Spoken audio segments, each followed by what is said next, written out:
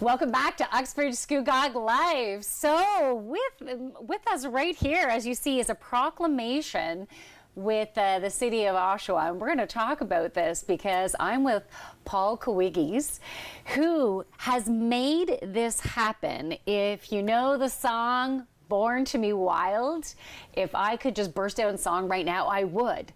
But so the singer, the lead singer is from Oshawa, or the whole band is from Oshawa?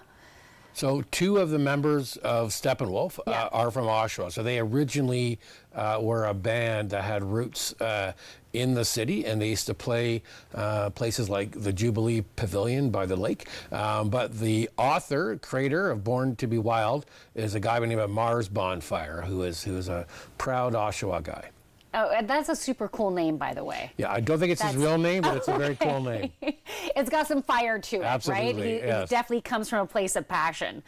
So why were you passionate about making this happen? So you have, there's a day now, September 23rd is now Steppenwolf Day. Yes. You made this happen. Why? Where did this come from? So there's a couple of reasons. So I've lived in Durham region for about 10 years now, specifically Oshawa, and I kept hearing this story, this kind of urban myth that the band Steppenwolf, had roots in Oshawa, and especially that song, Born to Be Wild, was written by a guy from Oshawa.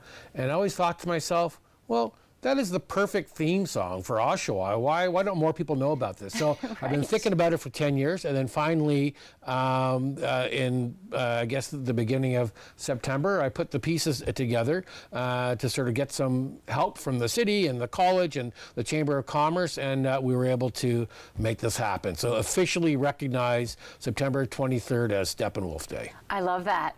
Okay, so you said you feel like it's a perfect theme song for Oshawa.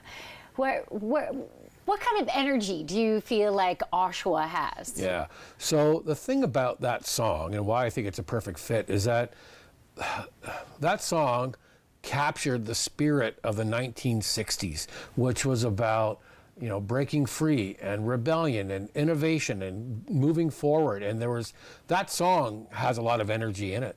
And I think that it just feels right for Oshawa. Oshawa is on the cusp of just reinventing itself, but without losing its history. I feel the energy in Oshawa. And there's a rebellious spirit in Oshawa, which I love. It's about, we used to call it rebellion. Now we call it innovation. And it's the same thing. And I think that, Oshawa is just on the cusp of doing some really amazing things. So that's one of the reasons why I think it's such a perfect fit. I love that.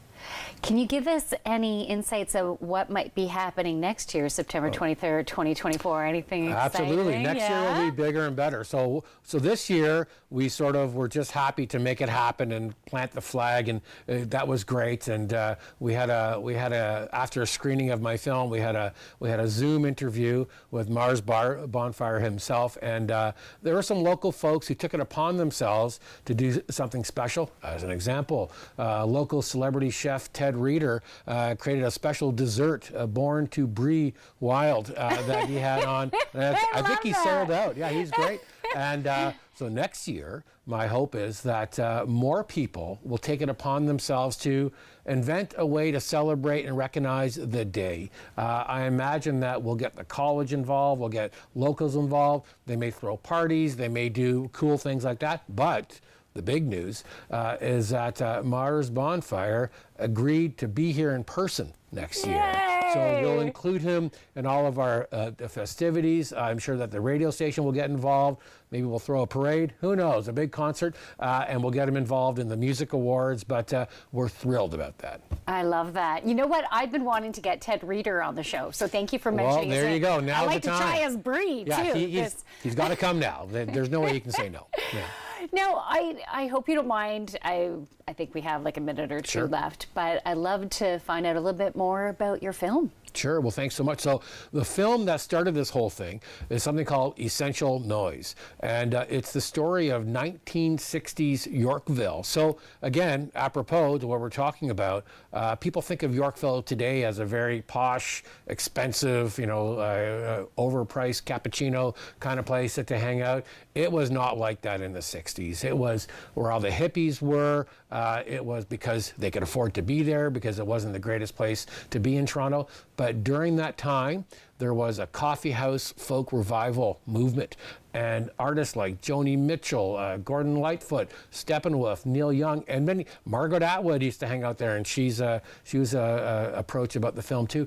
And these people created magic with nothing, and the magic still endures. So I made a film about that, and that's what sort of opened the door to Steppenwolf Day. But the film is traveling across Canada.